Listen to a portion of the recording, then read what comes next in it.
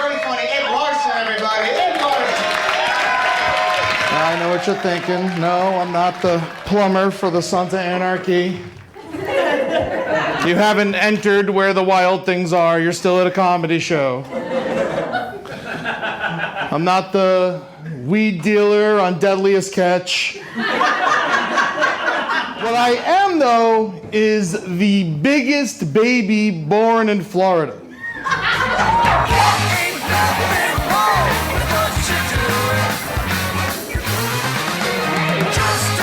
I'm Ed Larson.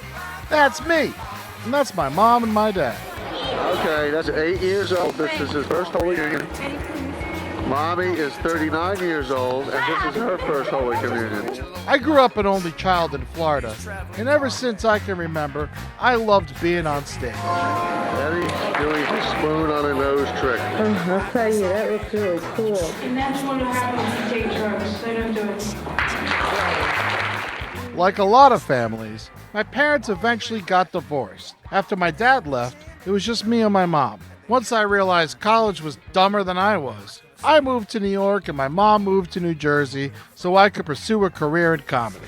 Your mom was a good laugher. I mean, that was the thing. The best laugher. I think she probably fueled a lot of your creativity, you know? I put her on stage with me one time because we did a whole bit about I was the biggest baby in Florida, so I still had an umbilical cord attached to her and attached to me. And it's just like my mom was such a ham, I'd even have her on my podcast. Happy Mother's Day, Mom. Happy Mother's Day, guys. Thanks, everybody. I had the biggest baby. Ed. He was close to 15 pounds. Holy Lord. Crazy. How did it feel to give birth to like that much meat? Then we ran into hard times. Comedy wasn't paying the bills, and neither was her nursing home job.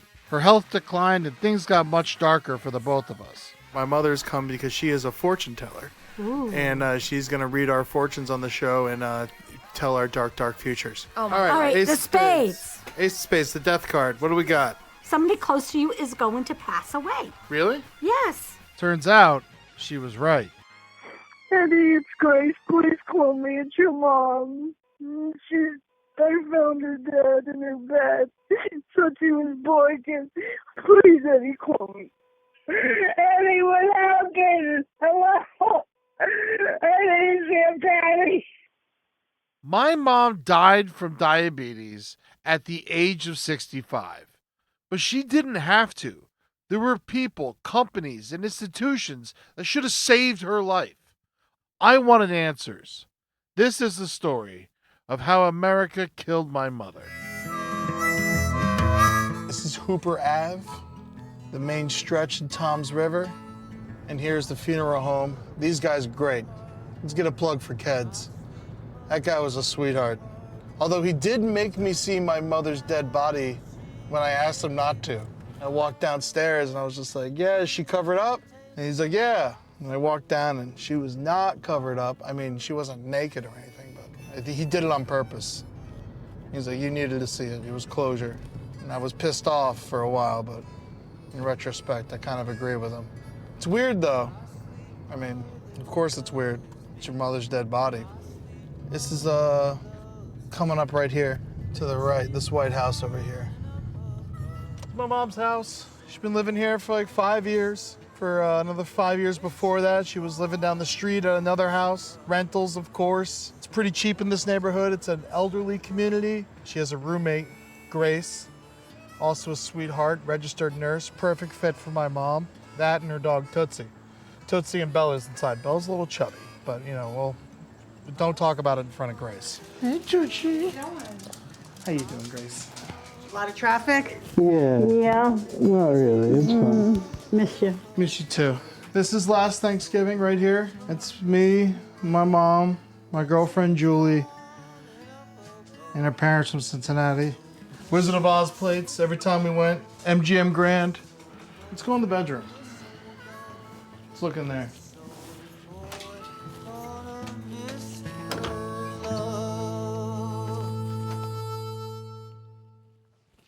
Is there enough light for you? This is my mom's room.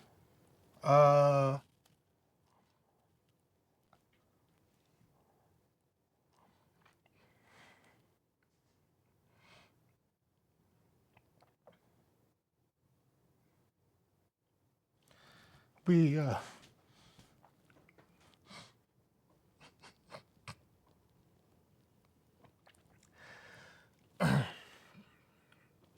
friends helped me pack it up. Everything was me. It was like a museum of my life. Holy Communion. Look at that cap.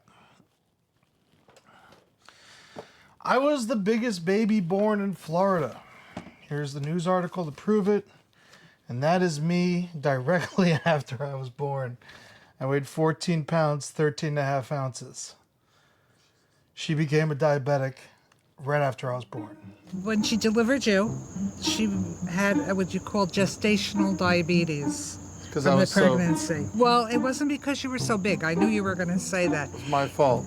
No, not your fault. Nothing was ever your fault. Gestational diabetes. Okay, what's that? So that's when a woman is pregnant, and during her pregnancy, she develops diabetes. Okay. Now, usually what happens is once she gives birth, the diabetes will then go away. But unfortunately, there are some cases where the diabetes stay, or the diabetes will come back later on. They didn't diagnose her with diabetes until a month after you were born. She came to New Jersey because you were living in Florida, and she got very sick. And when she went back to Florida, she passed out in the house. That's when they determined she was a diabetic. So someone with type 1 diabetes, you'll see that they have a glucose pump attached to them because they need their glucose monitored 24 hours a day, 7 days a week. During her final years, my mom had a blood sugar monitor provided to her by her insurance. If her blood sugar dropped, it would beep and she would drink some orange juice. But when she got on Medicare, it was no longer covered, so she had to give it back. And that's it. When she didn't have the machine anymore, I'd find her on the floor, or you see her walking around very confused. One day she called me up and she said that she was going out the night before she went out to meet some friends. And she passed out in the car while she was trying to park the car. My mom's backyard, nothing special really. The one thing you will see back here is a bunch of land and a bunch of trees. And every fall, the leaves fall off these trees. And she couldn't look at it, and so she would come out here and rake the leaves. And one time she passed out. You know, she passed out more than Hillary Clinton. Luckily, if I got her to wait till Thanksgiving, me and whoever I brought down to Thanksgiving with me, we'd rake up the leaves in between basting the turkey while she was at work. Every Thanksgiving, every Christmas Eve, she had to work until she died. Look at this. 65 years old, diabetes. Here's her work schedule the last 2 weeks of her life. 9 to 5, 9 to 5, 6 to 9. 9 to 4, 6 to 9. Off, 9 to 4, 9 to 4, 9 to 4. Off, 6 to 9. 1 to 2, 9 to 8. 9 to 4, 9 to 4, 9 to 4. Double. 9 to 5. The night you found her, Tootsie was barking? It was 3 o'clock in the morning, and I heard Tootsie barking. Did you go in there with orange juice? Yes, I did. And your mom was deceased. She was cold. Yeah. She wasn't waking up anymore. It's creepy coming in here. After she died, Grace was nice enough to let, she wanted me and, whoever stay here. And I don't know, I couldn't do it. She always said she was gonna haunt me, so make sure you check the footage for weird shadows and shit. She was forced into working these extra hours because there was no way that she was going to survive on $30,000 a year and paying all this money.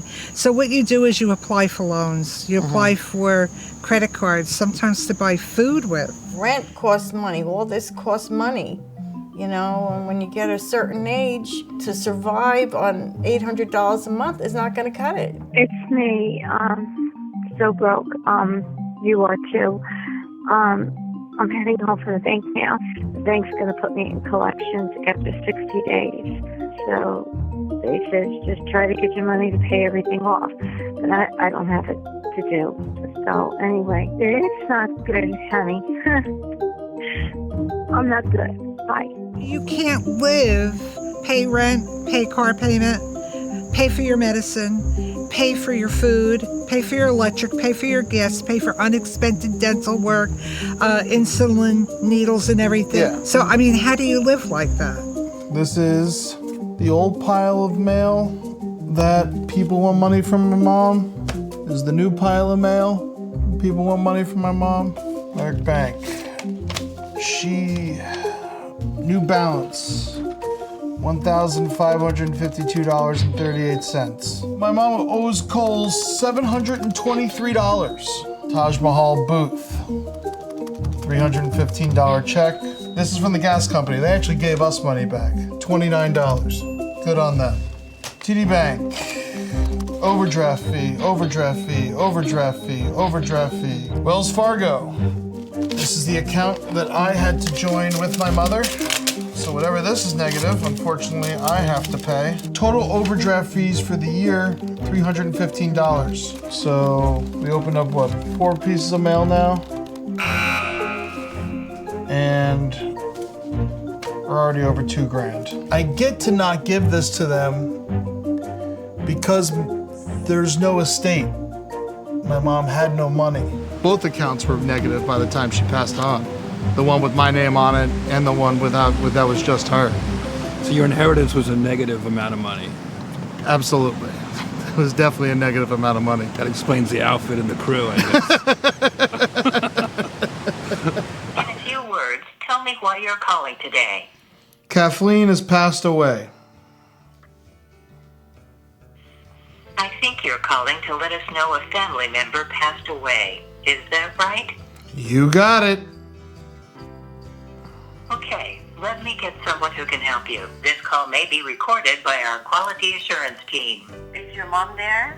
No, she's not. She, unfortunately has passed on. Huh? She's dead.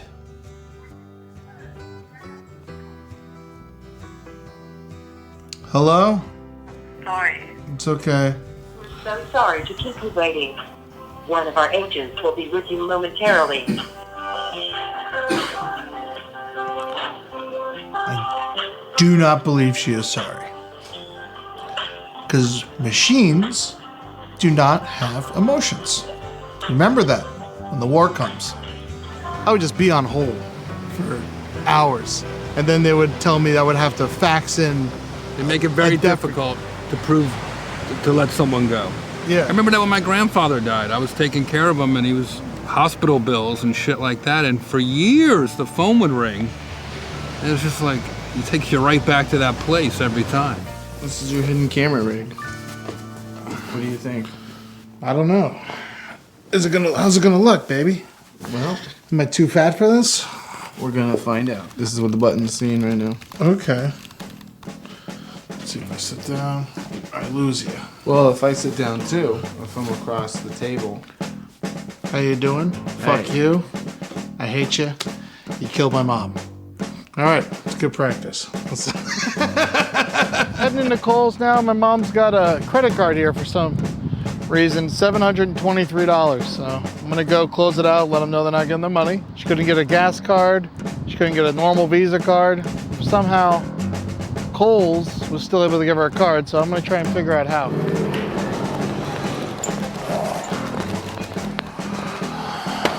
What's up, bud? How you doing? How's it for you?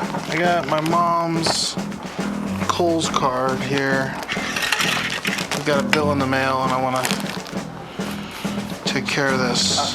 How much did you want to pay? Well, we're not paying anything. She passed away. We can take payments, but as far as any account information or anything like that, they have to handle that. Who? The charge company, and I can give you that phone number if you would like to speak to them. She had horrible credit. Okay. And she still was able to get a Kohls card. What do you think that is? There's a different credit limit.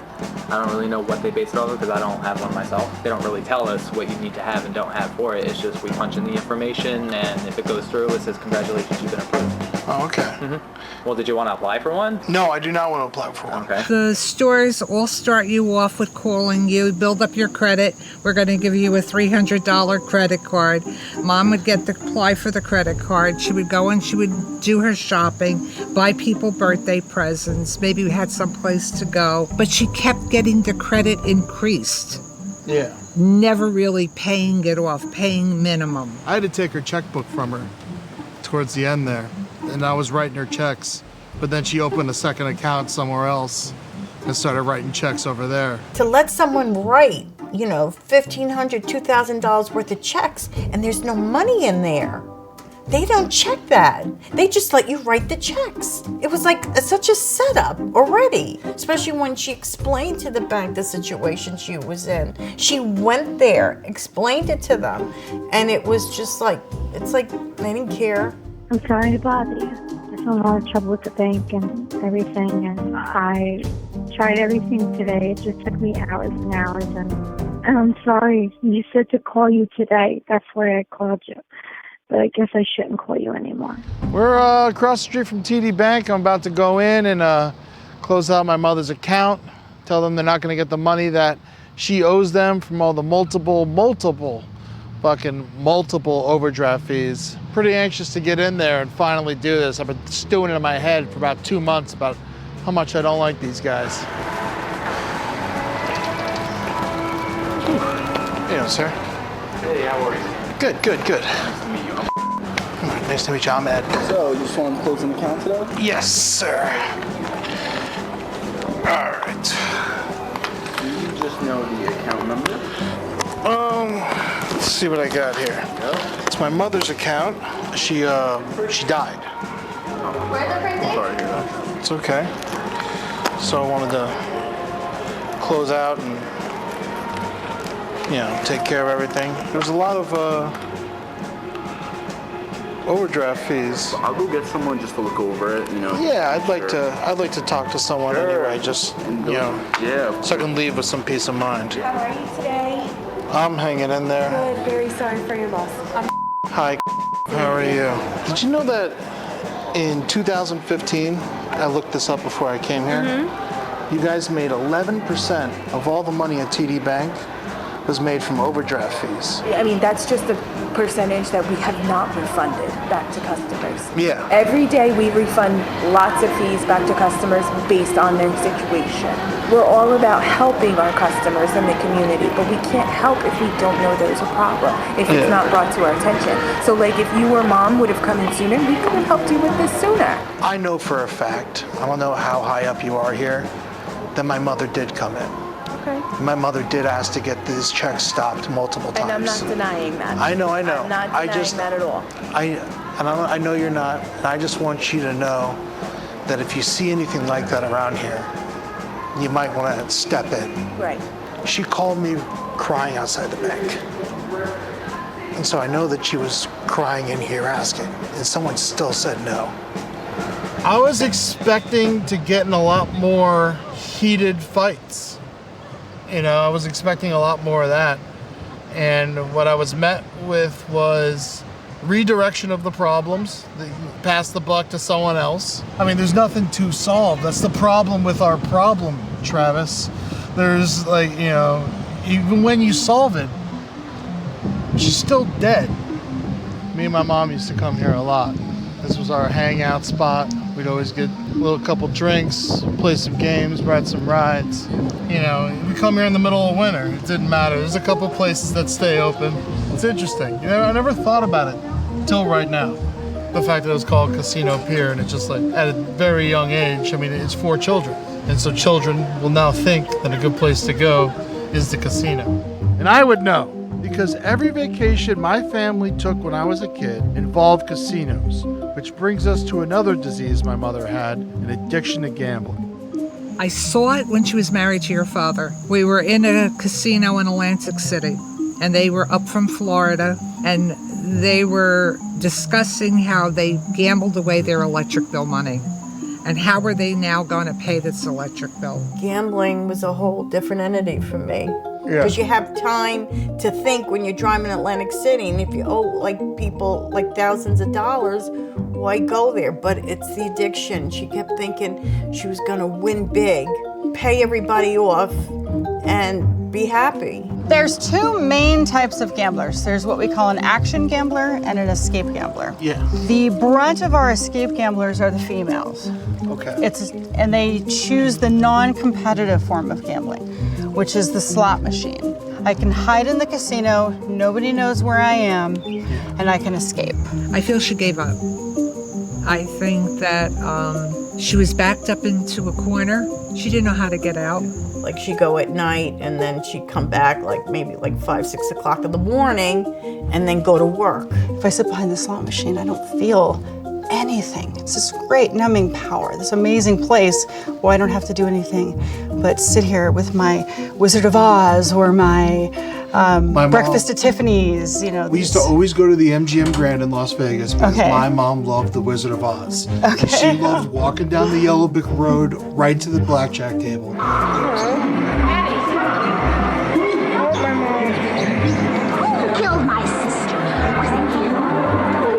She didn't want me to figure out that she had a gambling problem and that she was gambling. Taj Mahal is where my mom liked to go a lot, over there. Why did she go to that one? I don't know. I used to get so mad because it was like, it was all during the election. And like, I'm going nuts with Trump running for president.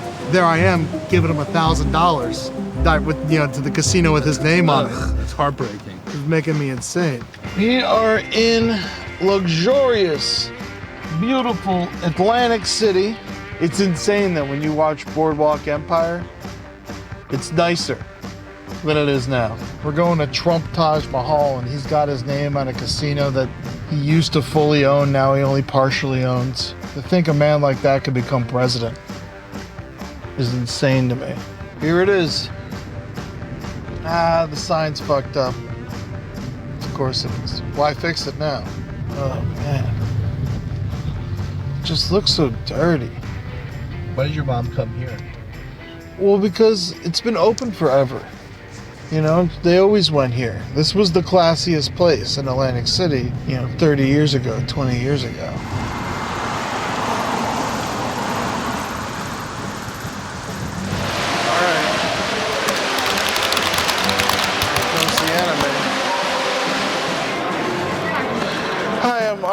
I want to close out my mom's account. For? Kathleen Larson. No, is it like a marker? She got a cash advance here, and I got this collections letter. So I just wanted to... Oh yeah, we don't do that here. It has to go through our billing department. We don't do anything on this end. Your billing department? It says every? No. TRS. She had a couple checks that she... Oh, yeah, telecheck. Yeah, you have to call that number right there and handle it through there. And you can't do it, I came down here, even though this is the physical place where she got the money. Because our main headquarters is in Vegas, so all our stuff is from Vegas. Just passed along. Gotta call Vegas. They didn't give me shit. They just told me to contact the phone number on here. When it says you owe Trump Casino this how much money, you come down here and you pay it, right? No, you're not allowed to do that. The only way they'll take your cash is if you put it on the table and you bet on something. It's the only way they want your cash. Otherwise, they don't want nothing from you. I was just pacing, pissed off. I couldn't even deal with it. I don't know. I had to get out of there. Let's talk to some other people. Can you tell me why you're standing out here on the boardwalk in front of Taj? We've been having a kind of battle for the last 2 years, actually. We were working for the last 2 years without health insurance or benefits. Okay. Can I ask you a question? Sure. Not to speak bad about the union, but they let you work for 2 years without health insurance? Like I said, it's not just them, but we were hoping too that things gonna get a little better. Yeah. And I don't know if you heard that Atlantic City was struggling for the last, I would say maybe at least 5 years. You will see houses, a lot more houses that are like going through foreclosure. And then of course you will see those pawn shops and all that, those places where they take whatever you have, just to give you a few dollars. Do you think that someone who has owned multiple casinos and basically makes their money out of tricking other people out of money, which is what gambling is, essentially, is fit to run our country? Morally, as a person, if that's what your job is, do you think that he has the best interests of our country in his mind? Not necessarily. 1 year later, the casino tycoon who fleeced my mom was somehow our president, which got me thinking, what did that mean for other Americans? I really hate how much he doesn't care about us. He used to really care about this place. And now I just look at it and it's like, oh man, your casino just bled my mom dry until she died. Now you get to live in this cool place with a fountain. Really stings. Hope I do you good, Ma.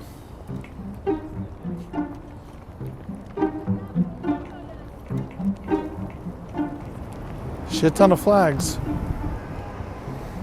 There are millions of Americans that are falling behind right now. And Washington, D.C. is gradually being taken over by oligarchs, by a handful of people who have immense amounts of money, who have immense amounts of power, and aren't really interested in distributing out the gains of this country to the broad base of Americans. It's better for them if poor people are fighting about who's getting what food stamps and who's getting this and who's getting that, and focusing on those things, or focusing on racial divide or whatever it is, rather than talking about how the divide between the top and the bottom is just growing in this country. The middle class is disappearing. I have always maintained that if Medicaid and Medicare never existed, that these services would be very affordable. As opposed to nobody really gets the care because they have to make their way through the bureaucratic maze. In the case of your mom ends up dying because of that. For a lot of people, Medicaid is a phantom benefit. You have a card that says you have health care, but then you can't find anybody who will accept it. So we have to have a big conversation about whether we want to have a Medicaid insurance program in name only, or whether we want to actually put the money and the resources behind it to help people. If the government never got involved in welfare, distributing food stamps, do you think you and I would let people starve? No, we wouldn't let people starve. Out of our wealth, out of our good graces, we would provide for those that didn't have. We would. But we don't do that anymore. People don't do that anymore because the government supposed to do that, and they really don't. The tiny little redneck town I grew up in, my dad lived there his whole life, basically. But my dad it's one of those towns where everybody knows everybody. For his funeral services, and we had him cremated, but still, that and the actual service and all that, everything, we didn't pay a dime for that because the town paid for it. Like, people all donated and everything to it. And those same people came out in force for Donald Trump last year. And everything that he represents.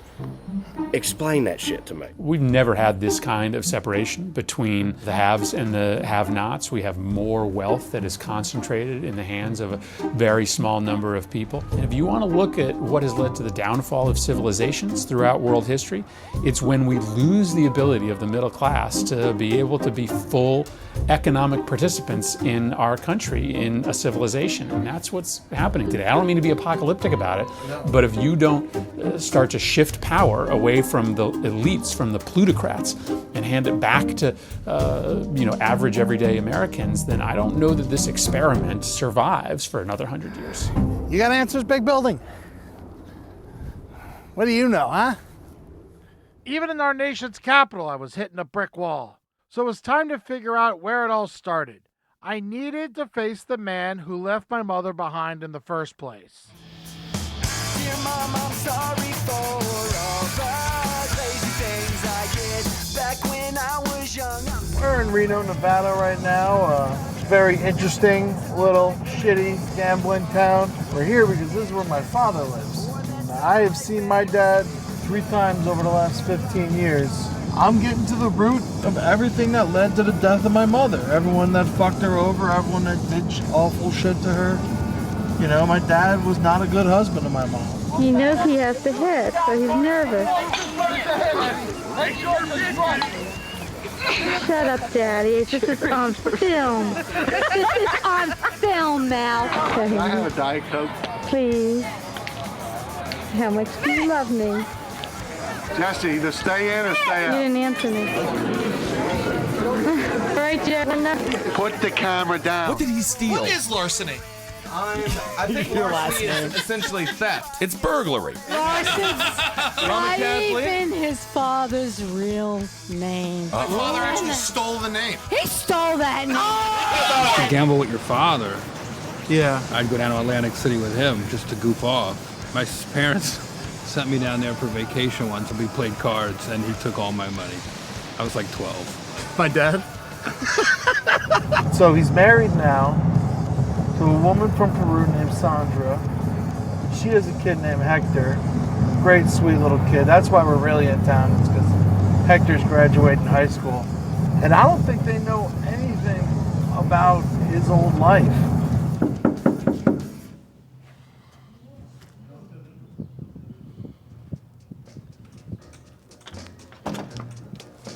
Hello. Hello. Hey, what's going on? Hey, Sandra. How just are got you? home. Hey, what's how going you doing? on, Bob? How you doing? Come on. How you doing? Oh, thanks for having us, guys. I really appreciate it. Nice place. Oh, you're more than welcome. I like it. This is great. I met your mother in a place called the Alibi Lounge. Of course. Very.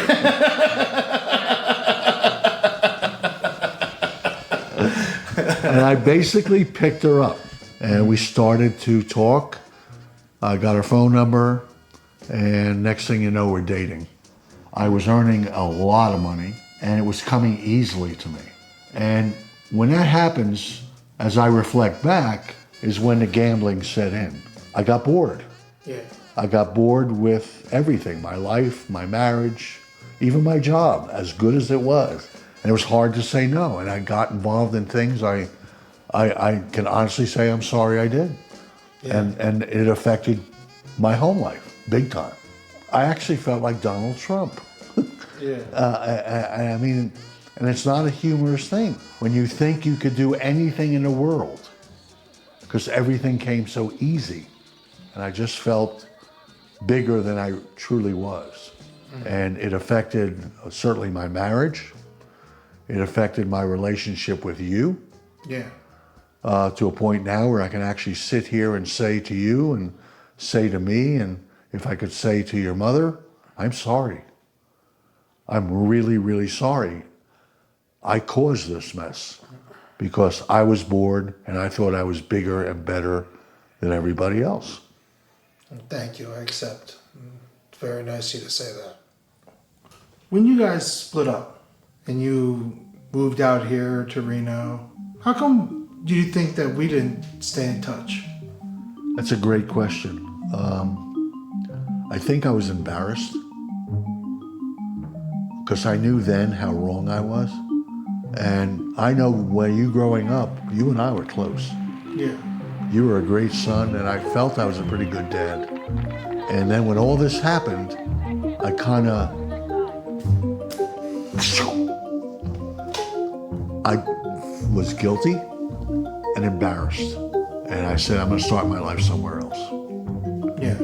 And that too is a mistake because you can't leave what you loved before.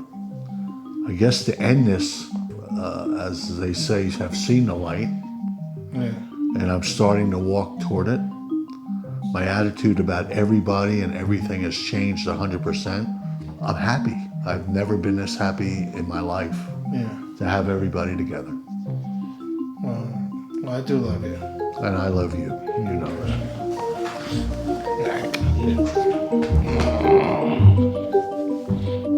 Thanks. I appreciate this. You have any questions? Cool. All right. That's it. Is this an Academy Award or? No. It was good to hear some brutal honesty from my father for once. Forgiving him wasn't easy, but if I was able to do that, Maybe the healthcare industry could take better care of diabetics, and banks could forgive their poorest customers, and casinos could stop taking bad checks from desperate people. Being friends with my father again feels great, and as much as I blame him and those companies for what happened to my mom, it shouldn't happen to anyone else. Being poor in America should not be a death sentence. You know, whether it's entertaining the soldiers who are deployed over a holiday, or making a film that shines a light, or tell a story that shines a light on injustice. That loss is bigger than just your loss, you know? You can make that loss bigger. If you learn something from it and you spread that, then that makes her a martyr to that cause. The irony is she loved to help people. She loved to take care of people. You tried, but, you know, the system, the world, the doctors, the insurance companies, the casinos, the banks, they didn't take care of her. I'm proud of you for trying to figure it out. It's got to be a puzzle. I don't even know if I solved it. I just solve it, but understanding it is the first step towards making the world better, making your life better, at least. Yeah. That's what she would want. You know, she loved you. She's always the best laugher. If you're going to work in comedy or entertainment, she was #1 audience. Maybe now that she's gone, you'll lose some weight. That would be good. Certainly not cooking for me anymore. That's for damn She's sure. a good cook. Did you do a set at your mom's funeral? Absolutely. I crushed at my dad's funeral. I host the whole fucking thing. Destroyed. Dude, We are so broken. I really did though. Me too, I man. had a great set there. The first thing you got to do when it's your family member dies like that, and my parents are divorced, and so it's just me. And the first thing you got to do is you got to plan a party. It's the craziest. Like, you're just like, oh, I got to plan this party in the funeral. And it's like, gotta do good. And I'm just breaking the pressure. Everyone's crying. Everyone's just like, and I'm sitting there. I was just like, yeah. Like, anyone here not meet my mom ever? And then my buddy Steve raised his hand. I was like, oh, well, you know, too late. So you missed it. All right, guys. I'm Ed Larson. I'll see you guys Hi, Ed. It's Mom. I love you. Thank you so much for a beautiful Mother's Day. Thank you for everything yesterday. I love you very much. You take care. All right? Bye. Glowing love, a warm embrace. What I wouldn't give just to see your face, see your face, see your face. Peanut butter cups, glass of orange juice, cleaning out the old garage and eating too much food. Mama, won't shine your light for me. They can't take that from me. Your glowing love, warm embrace. What I wouldn't give just to see your face, see your face, see your face.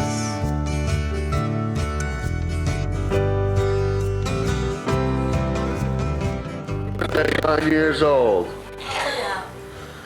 Blow it out your ear. Come on, blow! Blow those last two out your ass. Did you brush your teeth? Bro. Blow. Get that son of a bitch. Come on, Eddie. Come on, you little shit. Eddie, you're full of hot air. Blow. We got ourselves a stubborn little sucker. All right, yay! See your face.